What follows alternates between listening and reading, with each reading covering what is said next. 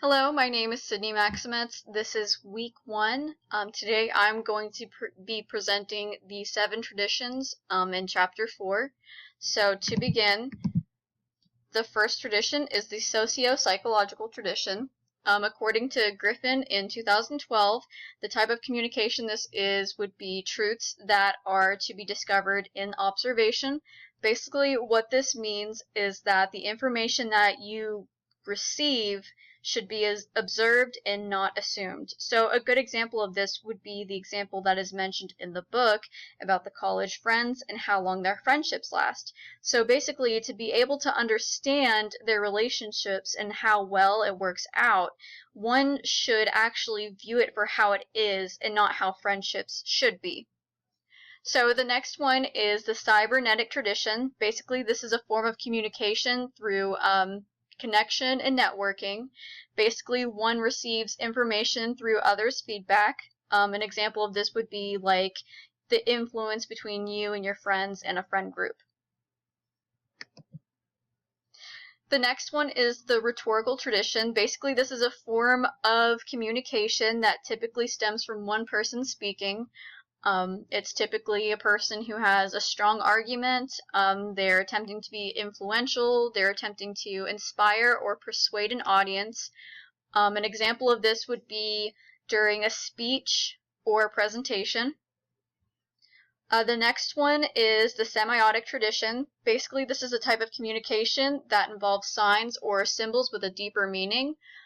Basically, it's something with the cultural understanding of a certain word, where some words can be misconstrued depending on their intention. So a good example of this would be the word intimacy, where some people view the word intimacy as a closeness, a platonic closeness. Some people view it as a romantic closeness. So the fifth one is the socio-cultural tradition. Basically, this communication is where the words that you're speaking do not represent how you actually feel. So you may feel a certain way, but you don't let that show. So like an example of this would be if you work in customer service, and you're speaking with someone and you ask them how they're doing today and they say good, and they ask you how you're doing and you say good even though you've had a terrible day. That would be a good example of how you feel one way, but you speak another. So the sixth one is the critical tradition. So basically with this communication, it is a controlled form of communication so that it meets minimal resistance.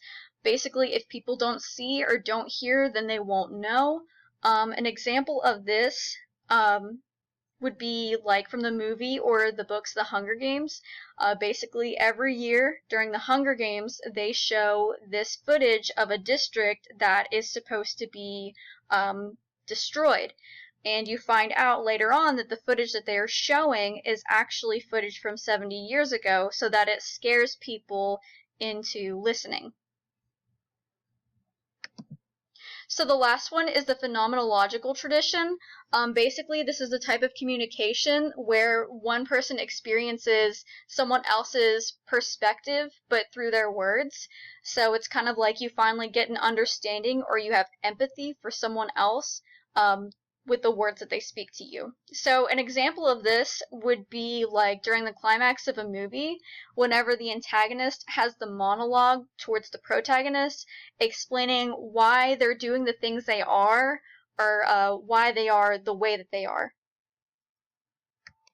And that's going to conclude my presentation. Thank you very much.